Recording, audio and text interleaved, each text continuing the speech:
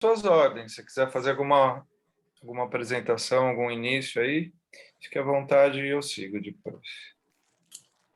Bom, tem já várias alunas aqui. Quem quiser abrir a câmera, abre. Quem não puder, às vezes, né? Tudo bem. Bom, eu prefiro que você se apresente, né, Marcelo? Acho que ninguém melhor do que a gente mesmo para falar sobre a gente. Queria agradecer novamente a sua disponibilidade, por você estar aqui. Acho esse assunto muito importante e, fica à vontade para começar. Vou deixar no mudo aqui. Tá joia, muito obrigado. Hoje o assunto é gastroenterologia infantil. A gente vai falar um pouquinho sobre... Não, né? Quase, né, Natália? Que bom seria, né, Natália? Não, chega de gastro hoje, já não quero saber de gastro mais hoje, não. Em primeiro lugar, obrigado ao pessoal da Ciclos, em especial Carol e Natália. Natália que intermediou fez contato direto comigo já há um bom tempo. Carol, que eu tenho a honra de conhecê-la pessoalmente, em curso dado em Floripa, em 2 módulos, e conversando também uma acadêmica, uma professora, então a gente trocando ideias sobre as nossos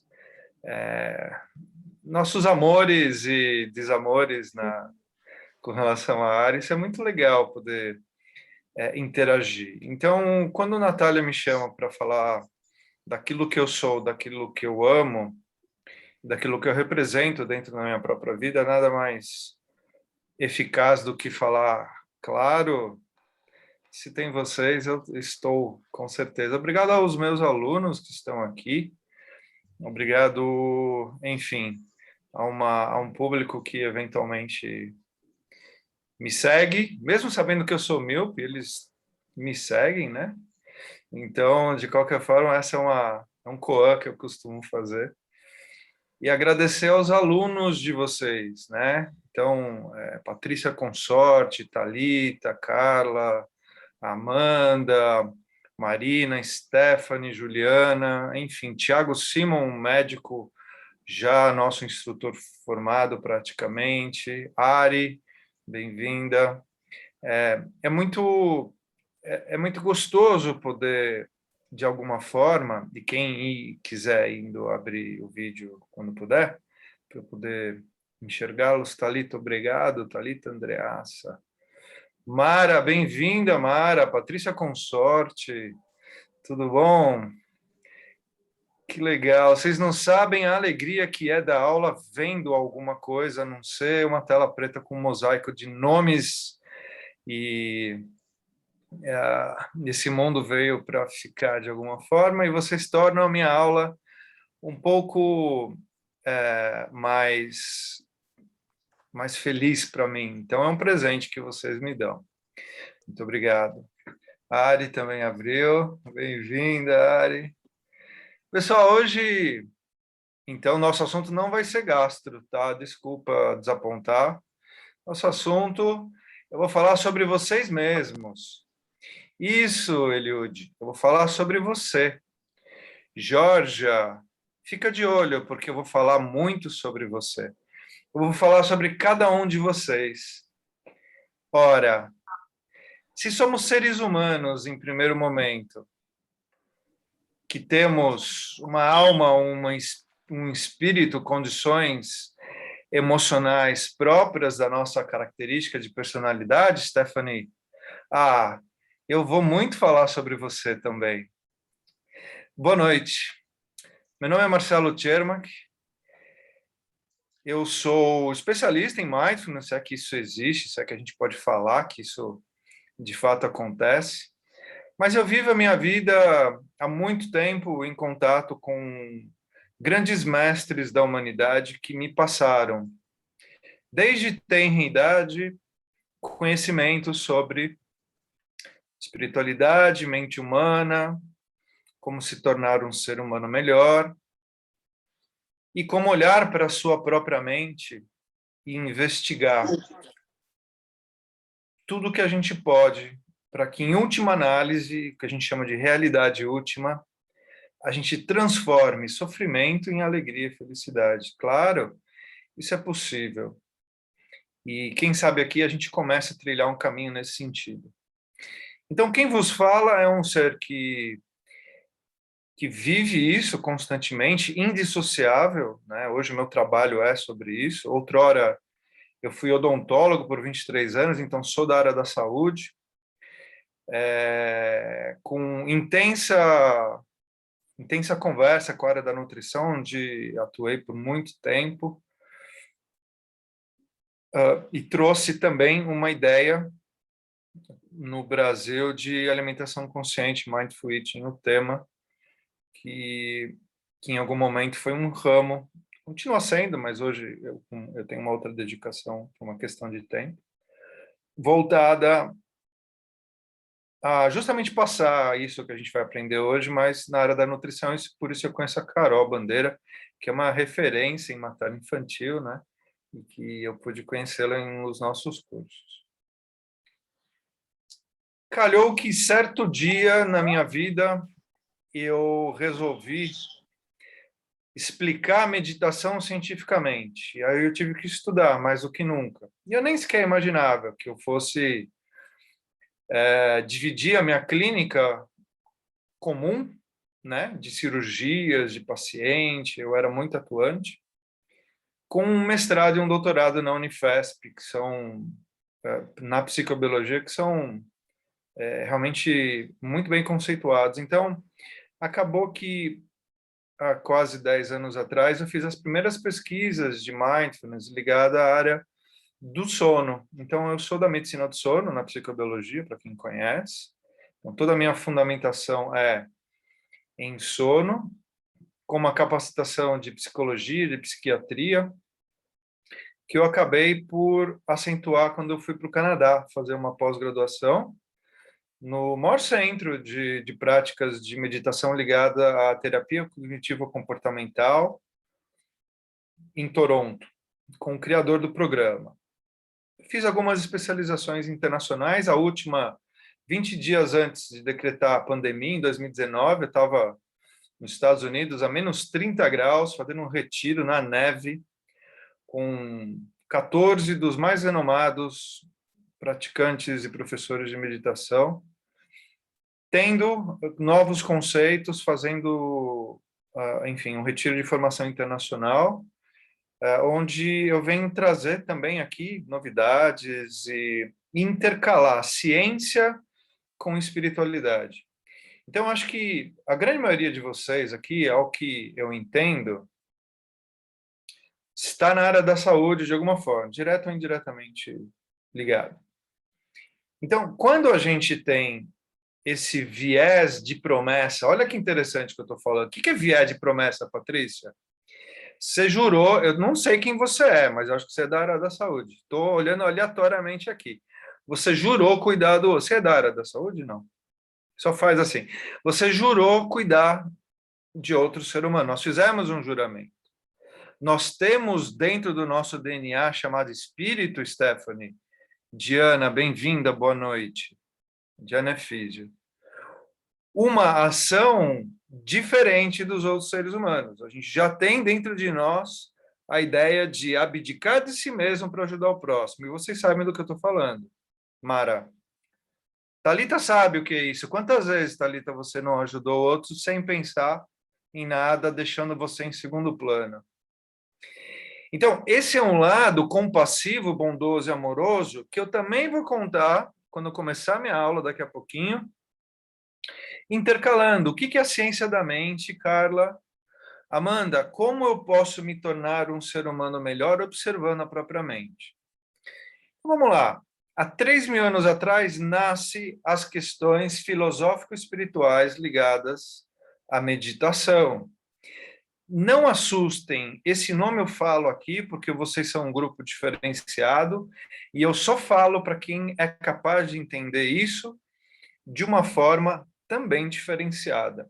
Outrora, como eu iniciei muito essa área algum tempo atrás, a gente não tinha esse nome em inglês, mindfulness, como vocês ouvem falar tão bonitinho, hoje e desperta a atenção, nós falávamos de meditação e nós tínhamos uma penetração muito restrita, porque essa é uma palavra, Jéssica Fernandes, que a gente encontra já um conceito pré-estipulado e que não tinha muita penetração em outros campos. Hoje nós temos médicos aqui que se formam como instrutores de mindfulness, como o Thiago Simon, que saiu correndo para apagar o fogo que está acontecendo na casa dele, provavelmente, que vocês veem que ele não está mais aqui. Thiago é um amigo que é um médico que acabou de se formar.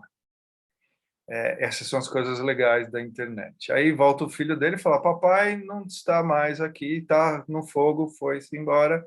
Mas quem são vocês? Né, Mariane? Mariane, está rindo muito aí, mas essa forma que eu tenho, Natália, de começar a aula falando para vocês que há 3.000 anos a gente tinha, em todas as tradições, não só aquelas que são indianas, aquelas que são mais ligadas ao budismo, e eu não falo de religião, eu falo de filosofia, e que permeiam não só o Oriente Médio, a Grécia Antiga, as escolas de mistério, o cristianismo e hoje a ciência, que fala da mesma coisa, só que com formas diferentes.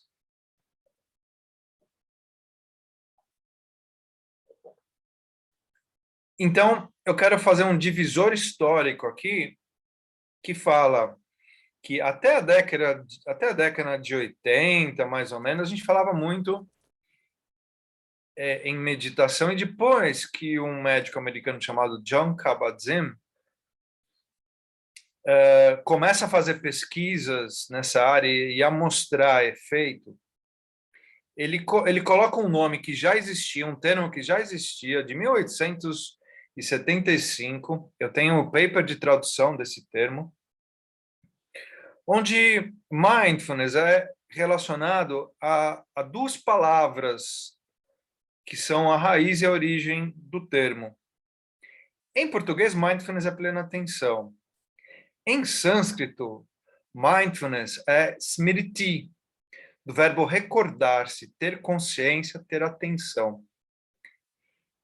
E do Pali, antiga língua que Buda falava, mindfulness vem da palavra sati, que significa recordar-se e manter-se atento e consciente dos sucessivos momentos de experiência contínua. Olha que bonito isso.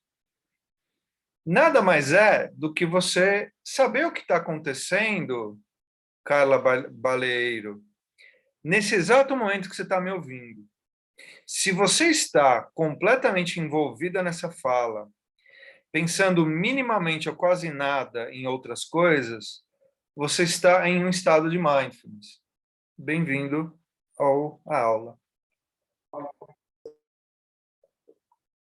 Quando eu atendo um paciente, pensando o que eu vou comer no almoço, eu começo a dividir esse processo atencional e a gente fala, existe algo aí que te afasta da sua realidade presente.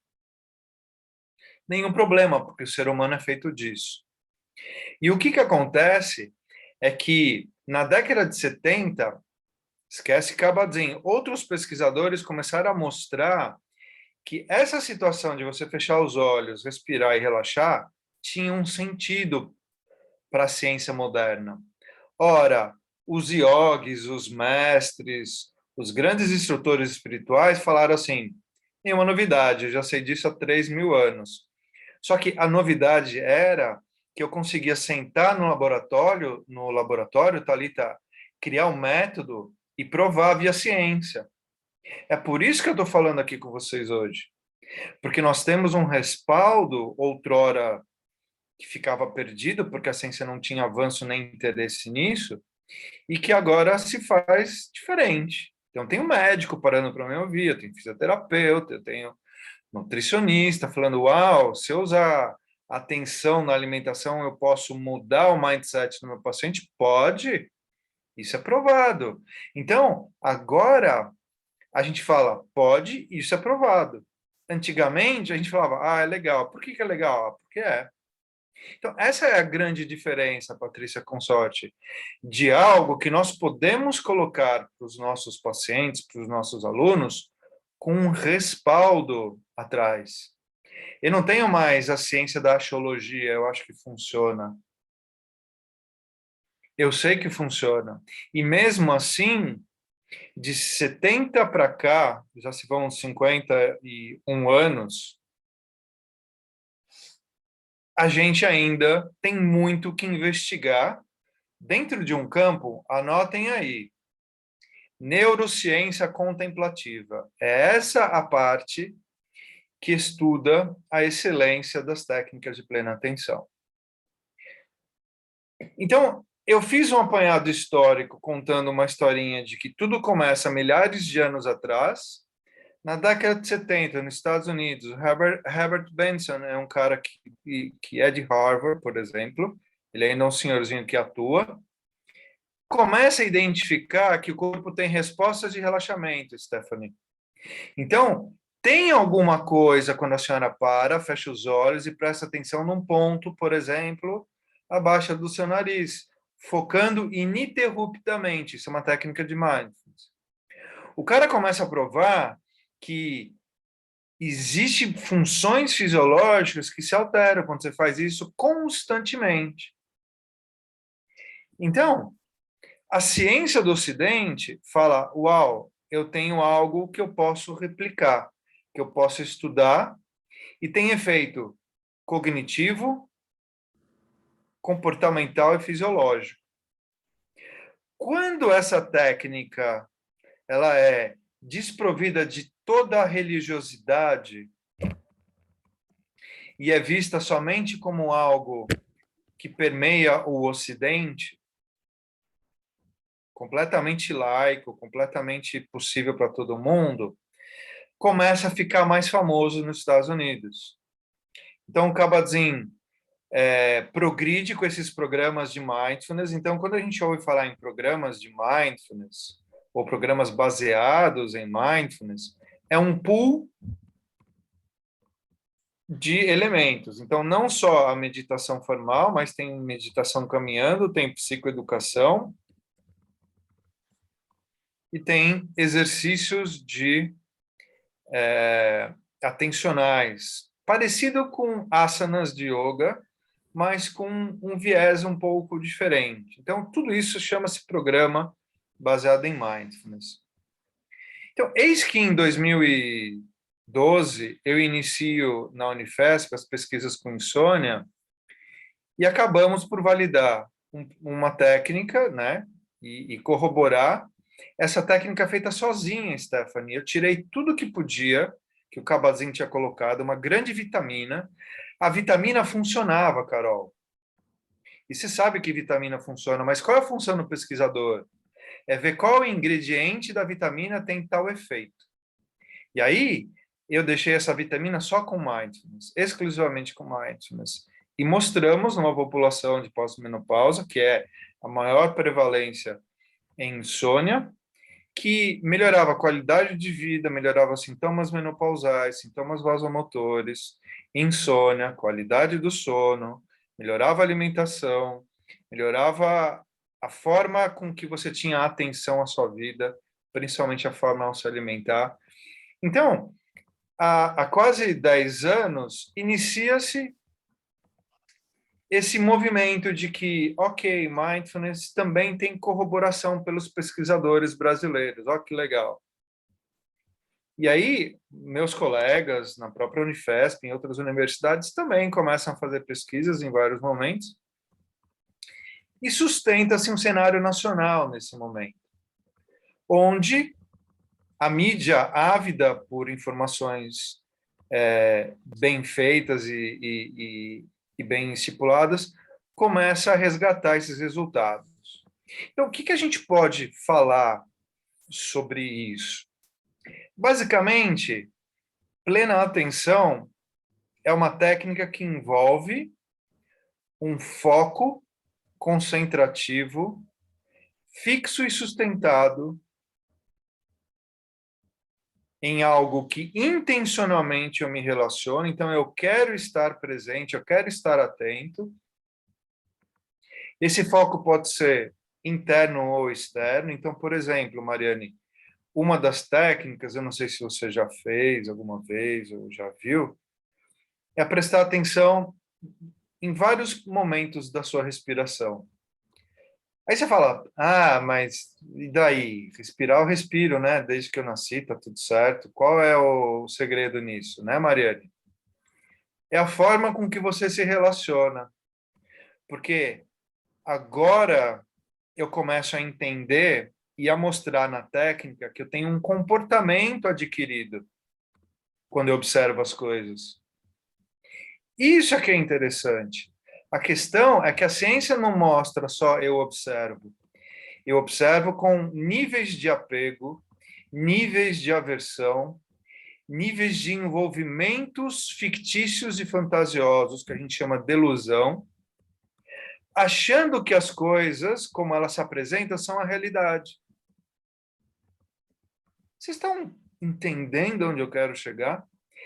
Pensa na sua vida em algo que você achou que era real e a hora que você foi ver, não era isso. Qualquer expectativa, qualquer situação na sua vida, pode ser conhecer um lugar, pode ser conhecer uma pessoa, pode ser viajar e visitar, pode ser conhecer, comer um alimento diferente. Vou te dar um doce. Você fala, esse doce vai ser péssimo, horrível. Você criou na sua mente isso. A hora que você experimenta, você tem uma nova relação com isso. Um alimento qualquer. Então, a realidade que está na nossa volta, ela deve ser experimentada. Mas como? Experimentada em angústia, em dor, em sofrimento, em aflição, em expectativa, em frustração, em medo. Como que você experimenta a sua realidade? Então, guarda isso. Quando eu começo a responder algumas perguntas, eu começo a trabalhar o que é mindfulness na minha vida. Como eu experimento a realidade de uma gota d'água que é absorvida por mim?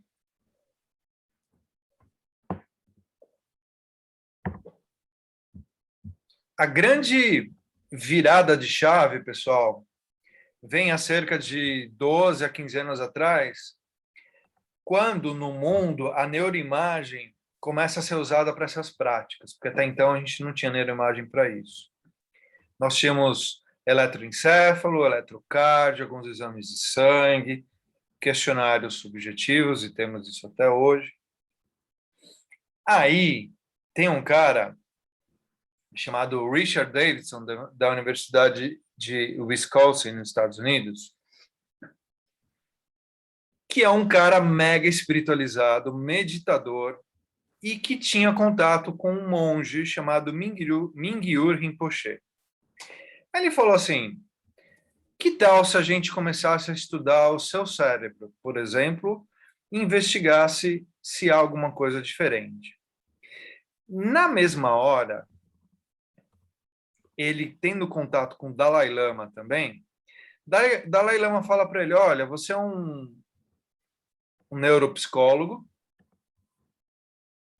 muito eficaz, muito próspero, com um laboratório que visa entender o ser humano. Por que você não estuda os efeitos dessa prática para que a gente entenda felicidade, alegria, emoções positivas e suas reações no cérebro? Aí o Richard Davidson falou, ótimo, então vou pegar um monge aqui, vou começar a estudar, e 2 monges foram estudados na época, os dois ao mesmo tempo. Um chamado Mathieu Ricard, que é um monge francês, ele é ocidental, e esse Mingyur Rinpoche. Rinpoche é um termo, como cardeal, bispo, padre, e Mingyur é o nome do cara. Ele é já tibetano. Acontece que, quando os caras estudam no laboratório esses 2 cérebros, algo muito incomum acontece, Mara.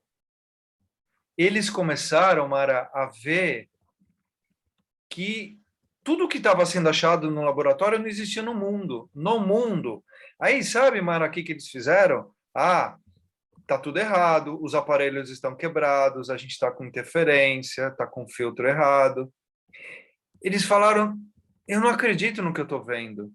E refizeram os exames, e refizeram com outro cara, e deu muito semelhante isso. Sabe o que aconteceu? Sabe o que eles acharam? Querem saber? Então, assistam a próxima live, que vai ser quando, Natália? Aí, ó, deixei ela... É piada, é só para deixar as pessoas... Eles acharam uma hiperativação no córtex pré-frontal, no lado esquerdo, na sua porção esquerda. Carla. E Diana, a Diana sabe, porque ela é aluna do curso, já está praticamente formada, ela sabe, se a Diana fosse abrir o áudio, a Diana ia falar assim, ah, professor, córtex pré-frontal esquerdo eu lembro, é aquela área responsável pelas emoções positivas, pela alegria, pela felicidade, a área cortical, tá? Porque você tem uma função neuroendócrina ali também, com dopamina, com serotonina, papapá. E aí, Marina Nogueira, o que acontece? Se você é um pesquisador e começa a olhar uma ativação de quase 150% a mais do que você tinha num ser humano normal, você fala, esses caras são diferentes. E aí veio a brincadeira da mídia de que eles eram os homens mais felizes do mundo. Cada um numa certa projeção da mídia, você vai ver isso. Acontece que as pesquisas continuaram de lá para cá em toda sorte de ser humano, não só monge. Porque não interessa, na verdade, se o monge tem uma ação tão grande assim, porque a gente não é monge. A gente não vai ficar 8 horas no monastério, a gente não vai praticar a vida inteira dessa forma. Então, um outlier isso, é um outlier, é um fora da curva.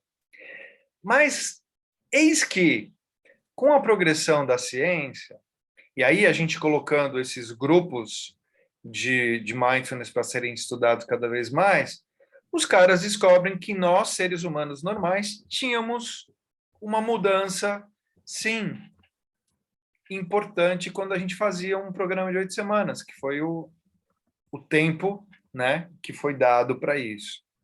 8 semanas. E o mundo inteiro começa a estudar mindfulness e suas variações em 8 semanas. E muita gente começa a provar que isso funciona em diversos níveis, diversos níveis. O que acontece com isso? Há duas formas da gente pesquisar. Eu, comigo mesmo, e eu versus outro grupo, que a gente chama de grupo controle. Então, as pesquisas, Stephanie, mostravam assim, eu era avaliado uma situação antes de uma prática, de 8 semanas ou de um retiro, e depois eu ia para um retiro e eles me avaliavam depois disso, no momento 2, que a gente chama. E aí, eles encontravam que eu era melhor que eu mesmo, depois de 8 semanas. Ah, genial isso. O que era mais legal é quando eu era comparado com um grupo controle, um grupo espera, um grupo que não fazia nada, eu era muito melhor que eles. Mas o que é isso, Mariane, muito melhor? A Mariane já está babando, eu quero, me fala. Quanto é para ser melhor do que eu tô? É você sentar e praticar. Não é nada, é sua determinação, sua motivação. E aí, o que eles mostravam?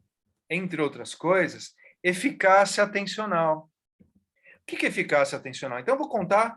Eu fui sujeito de uma pesquisa com a professora Elisa Cosasa, neurocientista do Einstein, que era da Unifesp, foi minha professora, que pegou um grupo de meditadores experientes, é onde eu fiz parte, e a gente fez um retiro com a monja Coen, 7 dias, sentando 6 horas por dia com a monja, fazendo um retiro sesshin convencional do Zen Budismo.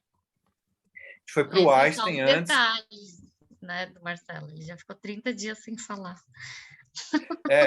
Já. Esse é o part light.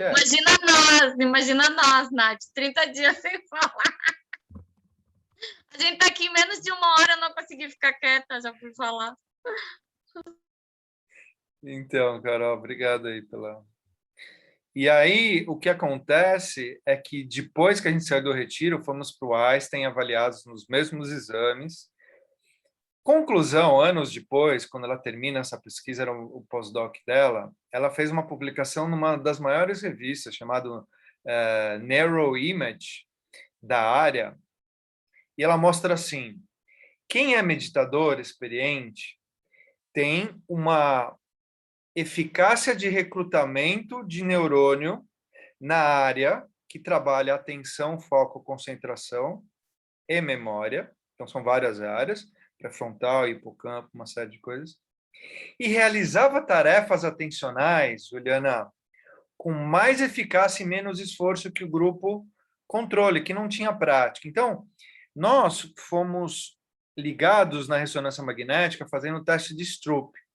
Para quem não sabe o que é o teste de Stroop, é um teste assim, você tem um controle com um botão vermelho, verde e azul, só que você não sabe que cores são essas, você tem que decorar que essa é a posição, você tem ali, fica no teu peito isso. Aí vem imagens dentro da ressonância, imagens de objetos, quaisquer, vamos supor, um sapato, mas escrito em uma cor, uma dessas três cores. Então, vem assim, a palavra sapato escrito em verde, a palavra abacaxi escrito em azul, era aleatório.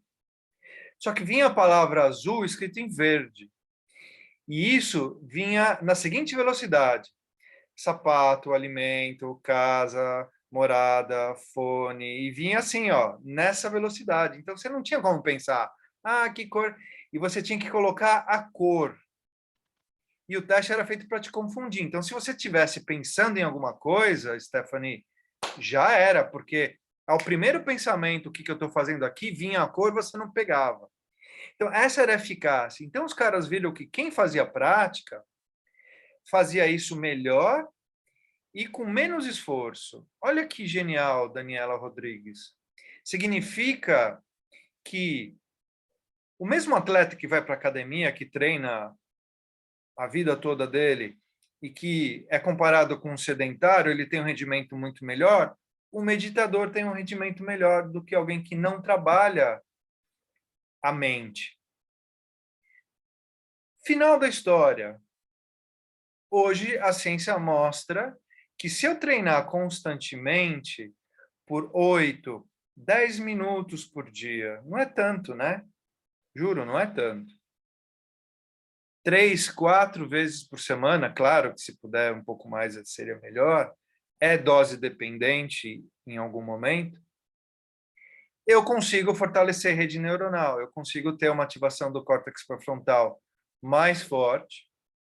Sara Lazar, em 2005, uma pesquisadora americana, mostra que há um aumento de massa cinzenta. Olha que espetacular. Ela dá entrevista até hoje sobre essa pesquisa, porque era a primeira vez, Eliud, que se falava em aumento neuroplástico de estrutura cortical. Daí começam a vir as pesquisas em neuroplasticidade. E o que a gente já sabia de neuroplasticidade? Esporte provocava isso, aprender uma nova língua, praticar atividade física, esporte, tocar um instrumento. Coisas que desafiavam o cérebro em repetição promoviam gênese de neurônio em cascata, em sequência. Só que meditação não, ninguém nunca tinha ouvido falar nisso. E quando os caras começam a publicar que meditação tem um efeito de neuroplasticidade, vem um boom de pesquisas. E para que isso importa para nós? Hoje, a neuroplasticidade ainda está sendo estudada. Tem pesquisas que vão mostrar mais ou menos neuroplasticidade, tem pesquisas que não conseguem mostrar na população estudada isso em práticas de meditação, mas muitas sim.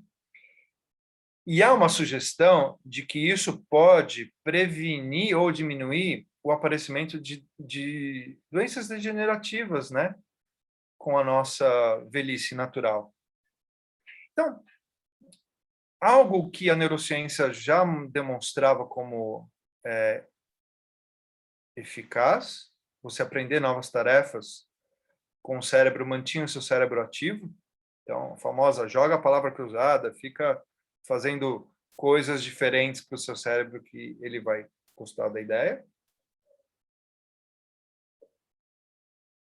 Agora, vem todo esse ramo novo da medicina, chamado neurociência contemplativa, que fala, puxa, se eu parar, ficar respirando, observando uma série de processos fisiológicos internos e ou externos com método, com sequência e com um instrutor qualificado para isso, porque em geral toda pesquisa tem um instrutor que conduz, eu consigo ter efeitos importantes. Quais outros efeitos a gente mostra importantes para a medicina? Então, eu defendi meu doutorado mostrando que havia uma eficácia e aumento da produção de melatonina, fundamental para a gente. Havia um controle cognitivo e comportamental de todo o desequilíbrio que acontece quando a gente vai dormir, por exemplo, que os pensamentos vêm ruminantes, que me tiram do centro que é somente deixar eu dormir e fazer com que a naturalidade do processo exista. E eu começo a secretar mais adrenalina e cortisol, porque esses pensamentos vêm carreados de cargas emocionais que ativam o simpático, só isso. E eu não quero isso. Porque se eu ativo o simpático antes de dormir, eu vou trabalhar contra mim mesmo, não? Ora, e eu costumo brincar, você tem insônia porque você vai dormir com seus mais complexos pensamentos. E você quer resolver a sua vida e todas as suas outras vidas 10 minutos antes de deitar. Não dá. Não tem, o máximo que você vai conseguir é demorar mais tempo para dormir. Então, vem o mindfulness trazer várias soluções psicológicas milenares, como, por exemplo, descentramento, não identificação com esses pensamentos. Eu não sou minha raiva, eu não sou minha angústia, eu não sou minha vontade de comer, eu não sou o desejo. Eu não sou minha vingança, eu não sou minhas emoções. Identificação do que são os pensamentos. Ora, pensamentos são pensamentos. O que dá força a eles? O que faz com que eles existam? Sou eu mesmo. E a falácia da minha crença sobre isso. Então, se você hoje achar que vai cair um meteoro quando você sair da sua casa, você tem uma crença irreal. Porque apesar disso poder acontecer, é uma possibilidade infinitamente pequena que tende ao impossível. Mas se você achar que isso acontece, na sua mente existe a realidade que isso pode acontecer. Eu estou falando uma brincadeira aqui, mas traduz isso para a vida de cada um de vocês. O que você acha que realmente pode acontecer, que é uma fantasia, uma ilusão tua, de mais ninguém? Ciúmes é uma fantasia da vida real. Relações com a sua estima são fantasias de você mesmo. Existe agora, não sei se vocês entenderam isso, um novo eu. Que eu é esse? O eu digital. É o Marcelo do LinkedIn, é o Marcelo do Facebook, é o Marcelo do Instagram, é o Marcelo do WhatsApp. Quem é o Marcelo? Né, Mariane? Porque em cada rede social eu posso me apresentar de uma forma. Isso é verdade. Eu uso as redes sociais para vender os meus cursos e tudo mais. E o que eu posto do LinkedIn não vai para o Facebook, e jamais o que eu posto no Facebook chega ao LinkedIn. Então, eu tenho diferentes eus? Não, eu tenho diferentes formas de apresentar eu mesmo, sabendo que cada público vai interagir de uma forma. Então, o que eu quero dizer com isso é que a vida hoje moderna começa a ter os mesmos problemas que 3.000 anos atrás a gente poderia ter, e os grandes sábios falavam assim, que a raiz do sofrimento é a sua ignorância sobre si mesmo e o mundo à sua volta, sobre tudo que você reage desmedidamente, desnecessariamente, são os processos aversivos, e são seus apegos. Sabe qual é o problema nosso hoje? A gente não sabe o que é isso. Onde está a ignorância? E aí eu não falo ignorância de letras, eu falo ignorância sobre conhecer as leis universais básicas, sobre ética, moralidade, sobre princípios de quem você é, sobre crenças, valores, sua própria espiritualidade, como você reage ao comum. Onde estão as situações de apego? Desapegar não é dar blusa velha para o centro espírita do seu lado. Isso também é desapego, mas é muito mais do que isso. Às vezes, desapegar é você trocar querer ser feliz por ter razão. Lembra disso? Você quer ser feliz ou quer ter razão? E aí, quando a gente começa a entender isso, eu abandono e rompo com a rede de ignorância, que é fundamentalmente o alimenta, conhece-te a ti mesmo. Olha que interessante isso. Isso estava escrito no portal de Delfos, na antiga Grécia. Todo peregrino que entrava em Delfos via esse escrito. Conhece-te a ti mesmo. E aí, a essência do autoconhecimento é saber o que é o teu problema e transformar esse problema. Então, como que a meditação entra nisso? Sabendo que eu tenho um problema. É o primeiro passo. Eu só consigo fazer isso, Thalita Andreassa, quando eu paro em silêncio, porque vendo Netflix não dá para sacar, juro por Deus. Já tentei, mas eu fiquei focado no Netflix. Eu estava ali no Outlander, vendo os dois namorando, e vendo Vikings, e eu não conseguia saber onde eu precisava melhorar. Aí na Casa de Papel, estava... E eu estou falando isso porque eu vi a minha primeira série da vida na pandemia. Eu não sabia o que era série, não sabia o que era Netflix. Exatamente, pasmem. Veio a pandemia, eu falei, bom, preciso distrair um pouquinho, vamos ver o que eu consigo fazer, a não ser ler livro, não? E ver documentário. E aí que começa a minha história com as séries. Hoje eu vejo poucas, mas vejo uma ou outra. Mas juro, eu não consigo ter grandes insights. Por quê? Porque eu preciso baixar meu nível de intelectualidade, meu nível de racionalidade, meu nível emocional para conhecer-me. E como que eu faço isso? Silenciando. E aí o silêncio pode vir em 10 minutos que você consegue ficar sozinho na sua casa, no seu carro para dirigir, porque quando você entra no carro, você pode começar a colocar música. Quando você chega no trabalho, para quem está eventualmente voltando à rotina de alguma forma, aos poucos, ou meio a meio, não sei. Você chega no trabalho, você conversa. Você sai do trabalho, você conversa. Chega em casa, você conversa. Nenhum problema em conversar. Mas o problema é que há uma tagarelice mental que te afasta da realidade como ela pode ser vivida em essência, que é a busca da felicidade por si.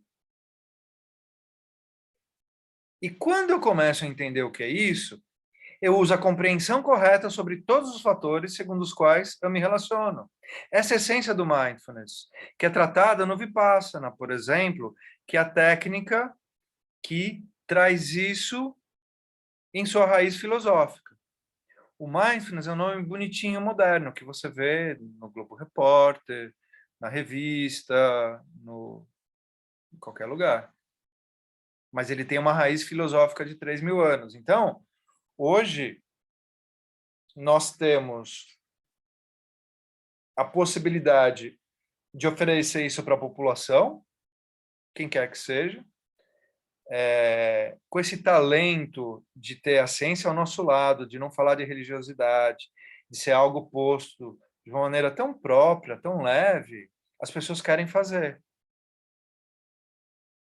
E aí, a gente que é ligado na espiritualidade, a gente já faria. Mas o CEO da empresa, que não está nem aí para isso, também faz. Porque mesmo que ele saiba e que ele queira apenas aumentar a produtividade da empresa, e há controvérsia sobre isso, de alguma forma, ele começa a pensar no seu próprio bem-estar e no bem-estar dos outros, minimamente. E por isso que o Mindfulness hoje se faz presente em diversas áreas. Eu tenho no direito, eu tenho no esporte, eu tenho na medicina em seus diversos campos, né? Tem na insônia, eu tenho na psicologia, a área que eu dei uma palestra no Congresso de Psicologia da Unip, sábado, agora. E os caras babando pelo Mindfulness. Por quê? Porque Mindfulness é psicologia pura. Eu trago junto com fechar o olho bondade, compaixão, autocompaixão, princípios de relacionamento comigo e com os outros, entendimento do que é empatia em sua essência, como isso se relaciona com o ser humano, como eu posso fazer uma consulta empática, uma consulta em plena atenção, como eu posso trabalhar com o meu inimigo, porque, sei lá, amar quem é amável é bem mais fácil, não? O problema é o cara que te cutuca e que você não curte. Esse é difícil. Então, esse ainda está muito no papel, a gente não consegue transformar isso e aos poucos a gente vai tentando.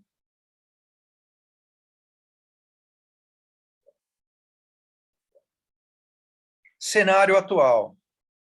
Universidades usam hospitais, eu sou coordenador do Hospital Oswaldo Cruz, um dos 3 maiores hospitais do Brasil. Temos Sírio, Einstein e Oswaldo Cruz na tríade. Sírio e Einstein já usava Mindfulness, medicina integrativa há um tempo. Oswaldo Cruz começou comigo há 2 anos atrás, onde começamos a nos conversar para colocar instrutores formados exclusivamente para a área médica. Então, daí nasceu a primeira turma desse curso ano passado. Temos aqui Tiago, Diana e Carmen, da segunda turma. E já temos uma terceira que está se formando também agora em outubro. Para quê? Para poder usar nesses ambientes, em seu próprio consultório, em hospitais, em cursos particulares, etc, etc, etc.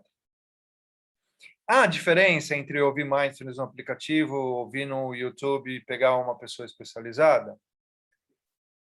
A pergunta é a mesma diferença de você ter uma dor e ir lá para o Google e perguntar para o Google que dor é essa e você fazer uma consulta.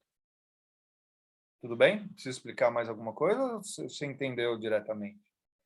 Mas é claro que nem todo mundo tem a possibilidade de uma instrução via instrutor e se você ouvir o aplicativo correto, de repente a prática bem feita, tem aplicativos muito bons e YouTube da vida, não importa, você também vai melhorar. Você também vai conseguir alguma...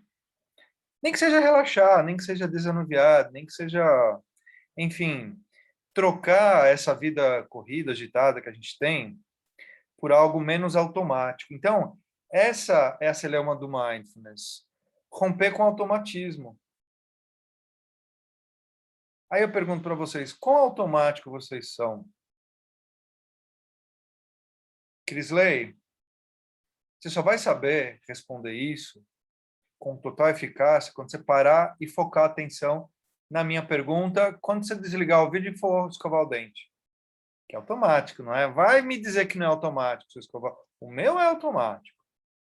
Por que é automático? Porque nós temos uma rede neuronal chamada Default Mode Network, que é a rede que faz você aprender a dirigir o carro sem pensar, escovar o dente sem pensar, andar sem pensar. Isso é muito bom. Isso é muito eficaz. Porque se a gente fosse pensar em tudo, estávamos perdidos. O problema é que essa mesma rede que faz com que a gente tenha uma eficácia biológica é aquela que faz você viajar.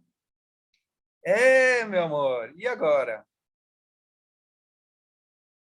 Eu viajo ou eu executo a tarefa? Por que não fazer essa tarefa viajando? É o que a gente mais gosta, né? A plena distração. Então, o Mindfulness, ele vem tentar realocar você dentro de você mesmo. Nossa, eu nunca falei isso.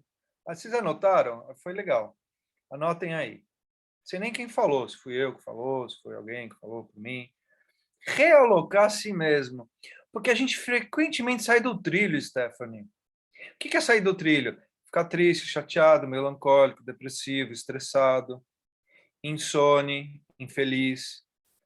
Triste, chateado, depressivo, estressado, insone, melancólico. Você entendeu como a gente consegue perpetuar esse ciclo? E quem não mudou o comportamento minimamente que seja há 1 ano e meio atrás?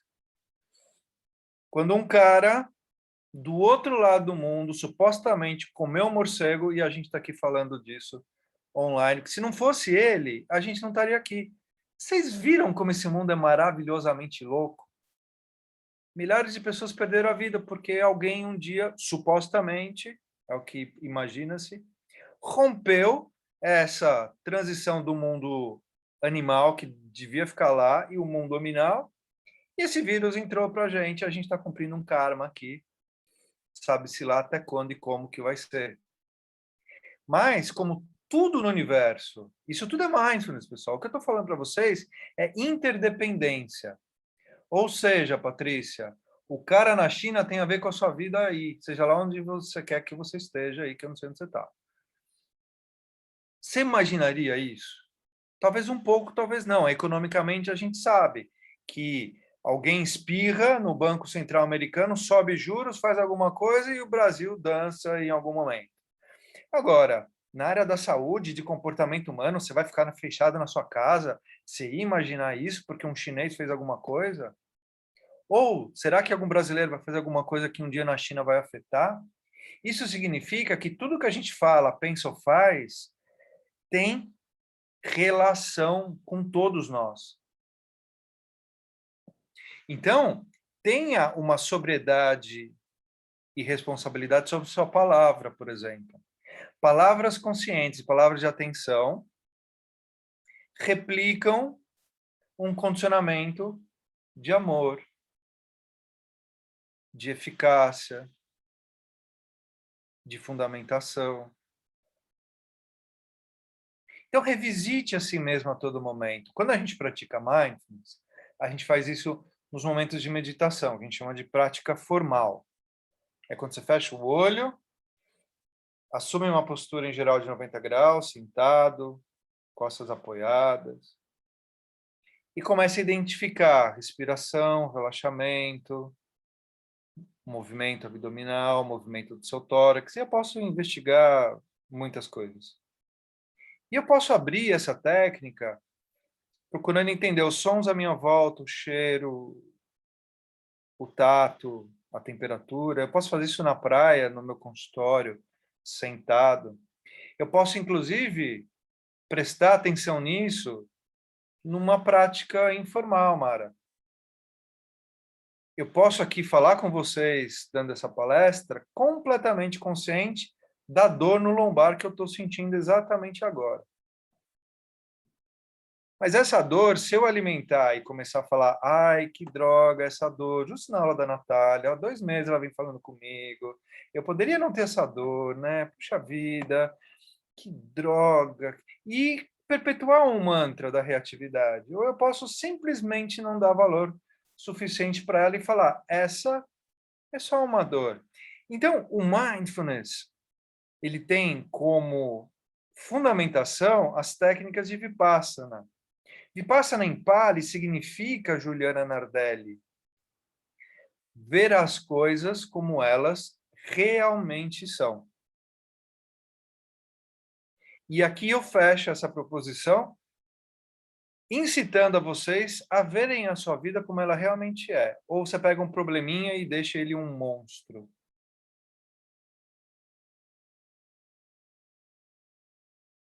Fernando Pessoa dizia assim, ai Deus, livrai-me de mim. E é com essa frase que eu fecho, porque isso é genial. E quando eu tenho um novo eu falo, uau, eu sou mais eficiente do que eu poderia. E o Mindfulness traz essa prática de eficiência para vocês. Então agora, Natália, se a gente puder deixar para perguntas, alguma coisa assim, alguns minutinhos, é o que eu gostaria de ter passado para vocês por enquanto. Muitíssimo obrigado.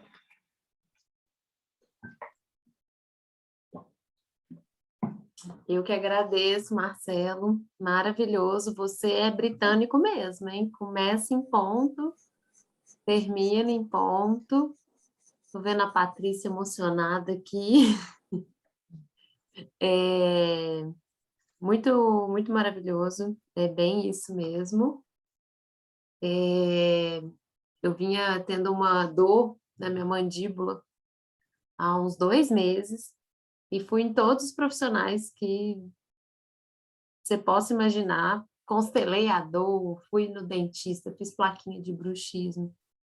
E aí, a minha coaching emocional falou assim, Natália, para mim essa dor é uma desconexão sua com você mesmo. Vamos fazer um trabalho para a gente reconectar? Como é que é? Se realocar a si mesmo. E a gente começou esse trabalho. E a dor foi embora. Uau, eu adoro esses testemunhos, Natália, que bonito. Desapareceu. E assim, eu não consegui manter a prática, né, diária, vamos dizer assim, mas, e acredito que tudo que eu fiz com certeza foi necessário para o meu processo de crescimento, evolução, porque várias outras coisas eu consegui enxergar esse processo, né? Então, agradeço muito a dor, mas eu acho que a cereja do bolo foi esse realocamento. E quando você foi trazendo várias coisas na aula, eu fui pensando nisso, né? O quanto que às vezes uma dor, um problema, na verdade, ele quer que te chamar para você mesmo, né? Eu não sei se as meninas querem perguntar alguma coisa.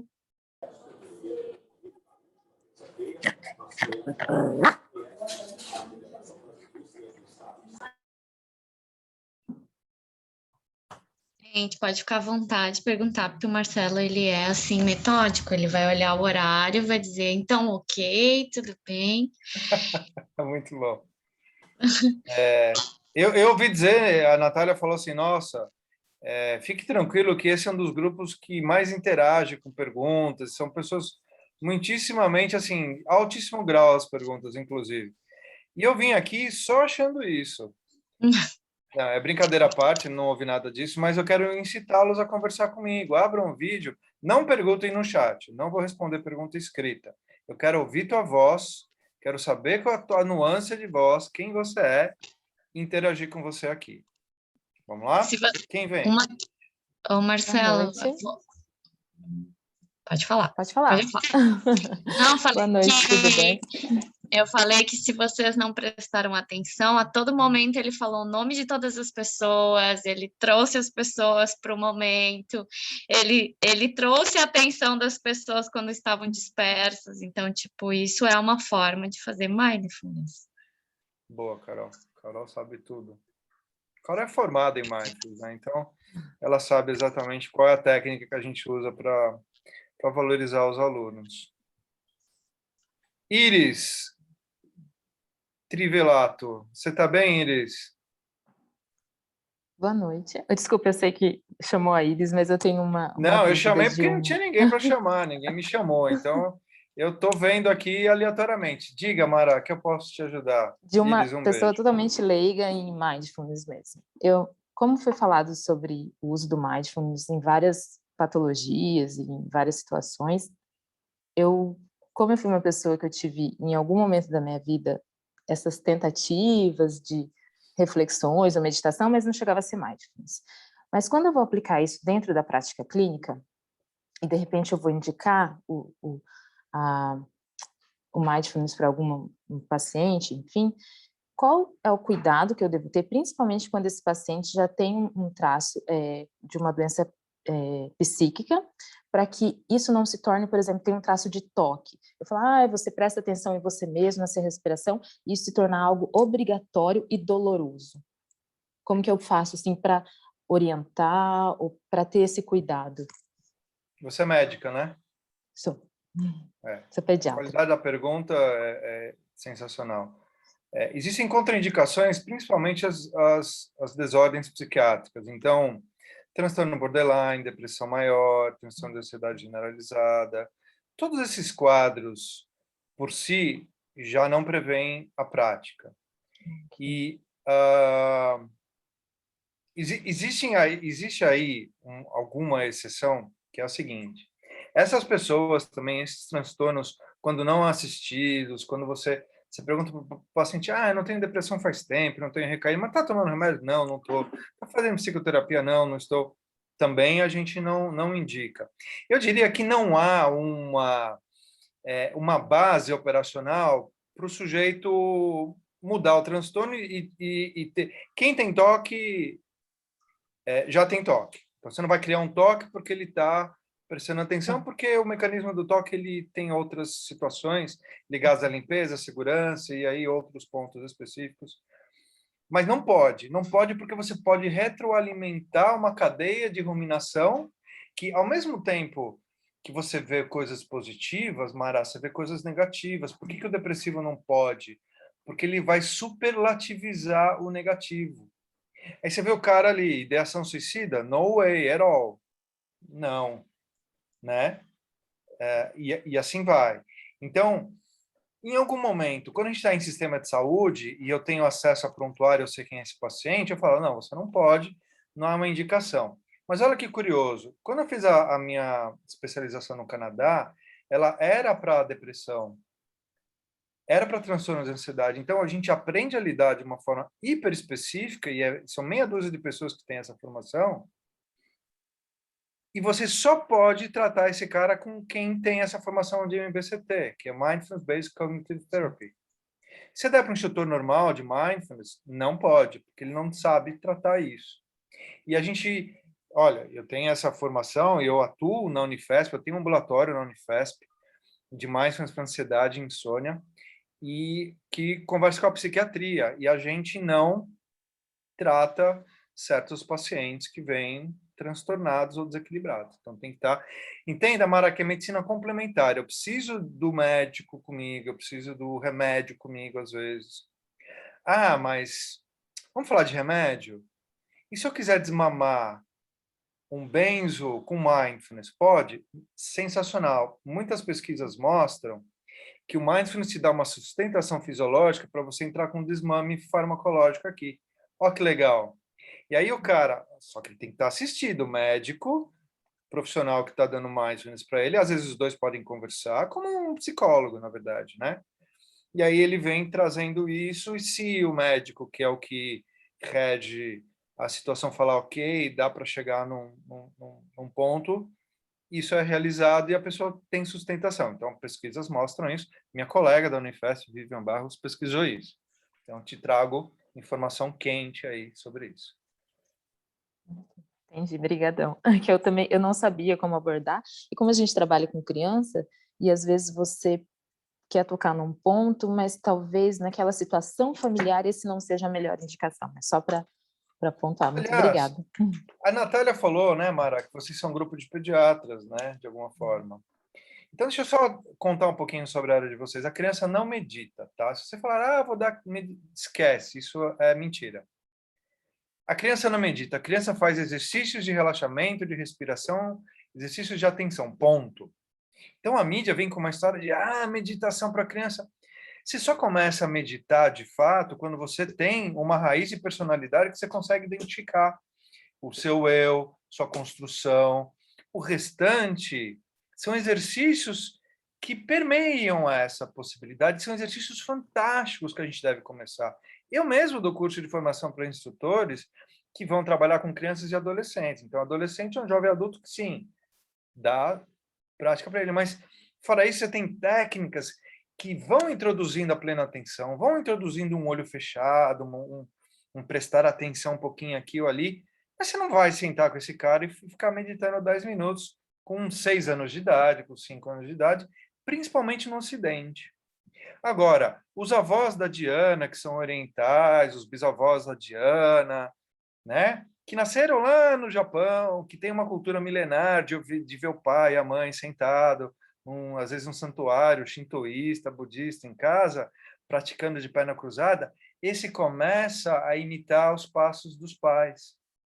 Então, o próprio John Kabat-Zinn, eu estava em Budapeste em 2017, no Congresso Internacional de Mindfulness, e o criador do programa, o Kabat-Zinn, falava assim, você quer dar a meditação para criança? Todo mundo parou. Ele falou assim, seja o exemplo. Naturalmente, ele vai seguir os seus passos. E é bem isso, né?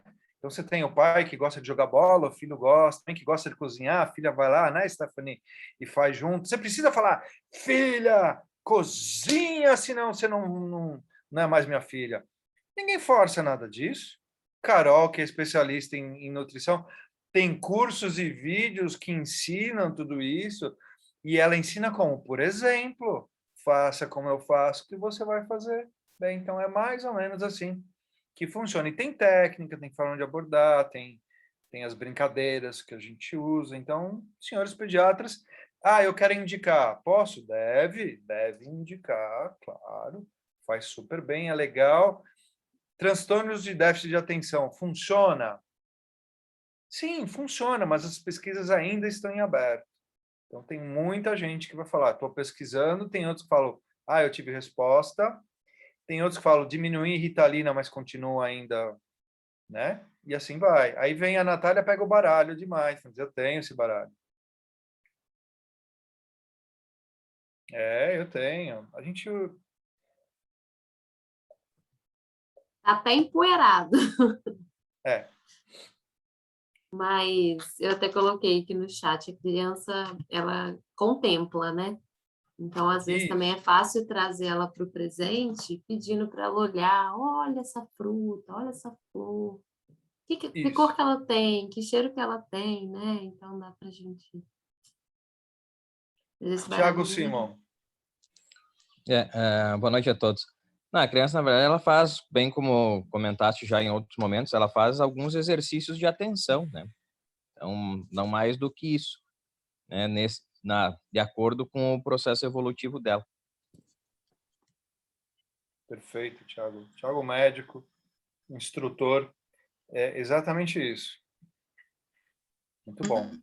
Mas, Marcelo, eu vejo muito também que depende do meio em que a criança permeia, sabe? O meio em que a criança vive, assim. Porque, por exemplo, se é uma família, né, agitada, chega no consultório, não sei o que, você conversa com a criança, né, ela não consegue nem prestar muita atenção. Então, é muito o que ela vivencia, né? Se ela tem uma família um pouco mais, assim, estruturada, digamos assim, ela consegue, talvez, daí parar e fazer esse processo, né, de contemplar as coisas, de parar nesse processo, né, de ter o tempo, né, dela conseguir parar alguns minutos e prestar atenção, porque é óbvio, né, ela vai ter que ter esse processo evolutivo também, né, mas eu acho que tem muito a ver onde ela, o meio em que ela vive também, né. Tudo a ver. Brilhante, é isso mesmo, Carol. Nós somos frutos... Aliás, pessoal, vocês trabalham com criança, né? Eu não tenho filhos. A única referência infantil que eu tenho é minha sobrinha de 6 anos. Ela tem um iPad. Eu jogava bola com 6 anos. Ela tem um iPad. Vocês sabem disso, né? Então, a estrutura da nova criança hoje, sei lá, nos últimos 15 anos, 10 anos, talvez, né? Tá mudando. E aí você tem uma criança que concorre com o processo de atenção, mas eu só tinha que jogar bola.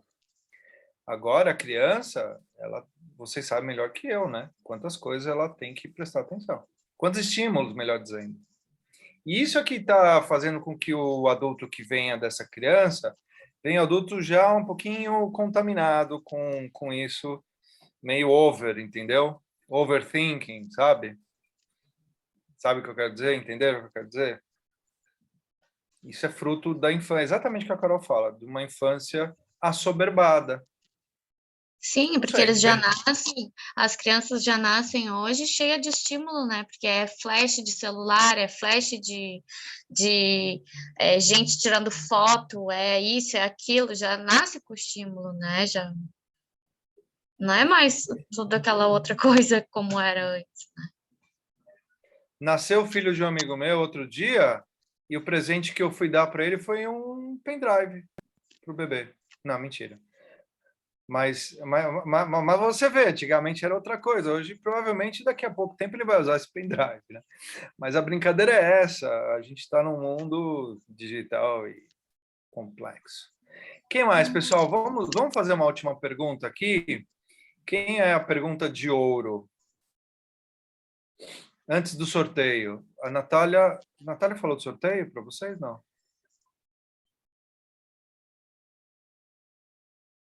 Era surpresa. Surpresa! Vamos lá. Eu tenho mais uma pergunta, desculpa. Vamos lá, Mara. Na verdade, como você estava falando durante a palestra, que existem bons aplicativos para mindfulness, principalmente para quem está começando. Queria saber quais seriam esses melhores aplicativos ou, sei lá, canais. Um bom aplicativo é o Lujon. Tiago, escreve para mim. Lujon é um bom aplicativo, inclusive as pessoas que fizeram eu conheço, são pessoas que têm vivência... Eu gosto muito dos instrutores que têm vivência na raiz de mindfulness. Hoje, Mara, infelizmente, a gente tem a consequência de ser famoso. Qual que é a consequência de ser famoso? Que a técnica acaba se desvinculando. Então, tem o que a gente chama de mindfulness de prateleira, sabe? O Mac Mindfulness. E aí qualquer um faz, qualquer um é instrutor, qualquer um... E é tudo a mesma retórica, com um palavreado igual, com um protocolo igual, com uma noção muito rasa de tudo. Ok, são eles, não tem problema. Enfim, acontece. E então o Lujon tem pessoas que vêm da essência, antes de existir mindfulness, sabe? Então esse é um. O Thiago já deve ter posto. L-O... Lujon, isso. Lujon é uma técnica. Esse é um deles. Para ser sincero, eu acho que eu só recomendo esse. Tem outros bons, com certeza. O Headspace é o mais famosinho. É feito por um cara que era um ex-monge. Tá, tudo bem. O que tem ali faz sentido. Eu não vi nenhum grande problema, assim. Pode ser, se você se identificar. O Insight Timer, ele é um aplicativo razoável. Você vai ver uma loja, né? Você vai ver ali, tem meditação do cotovelo, tem meditação da orquídea verde, meditação do raio de Saint Germain, do portal 1411, de quem usa óculos do lado esquerdo do rosto. Tem de tudo.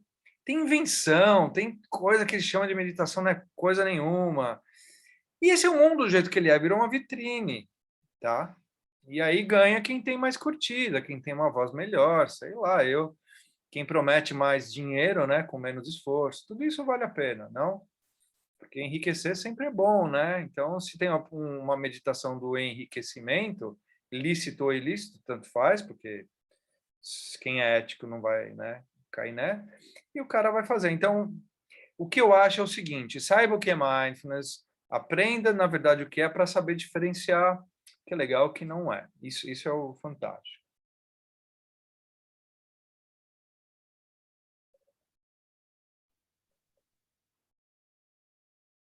Pessoal, o que eu queria se alguém de vocês, se a Natália permitir, se alguém de vocês quiser praticar, por exemplo, essa é a grande sacada da história. Se alguém quiser praticar, eu recomendo, né? Vou recomendar o que a gente chama hoje o maior clube de meditação do país, chama Mind Club. Esse é um portal onde você pode praticar quase todos os dias comigo, online, obviamente, com vídeos, com PDF, com todo o material que você possa imaginar que exista, suportado na plataforma. Vídeos, áudios, práticas. Então, quem quiser, tiver a fim não é um curso, são práticas que a gente entra online o ano inteiro, 10, 15 vezes por mês. Então, é uma forma de você aprender com um instrutor especializado. Pode ir lá no Mind Club e ver se te interessa, ver se faz sentido. Você pode ir no YouTube, no meu canal, tá cheio de conteúdo lá, explicando, falando uma série de coisas. Antes da pandemia, eu rodei a Europa gravando vídeos, tem vídeos em castelos, palácio, vídeo na Rússia, em Budapeste, na Áustria, na neve, sem neve, falando de espiritualidade. Então, é um canal muito gostoso, vocês vão curtir. Tem o meu Instagram também, que é o meu nome. que vocês podem ver vários conteúdos, podem ver várias coisas ali. Tem o meu e-mail, que vocês podem fazer perguntas, pedir material. No Mind Club tem artigo científico, tem matéria, tem de tudo. Ali é o portal onde você vai encontrar tudo. E a comunicação aberta. Se eu tiver alguma coisa específica na área de vocês e puder ajudar, vocês me peçam. Se eu puder ajudar, assim o farei, tá? Então, a minha missão no mundo, o meu propósito de vida é transformar vocês para que você transforme outros, tá?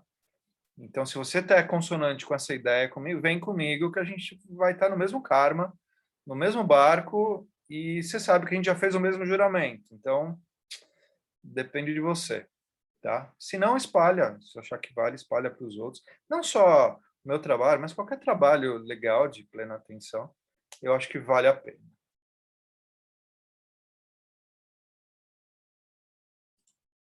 Muito bom. Já entrei aqui. E gratidão, Marcelo. Obrigada mesmo. Obrigada, Carol, aí, né, por fazer aqui a aula, divulgar com esse fofo aí.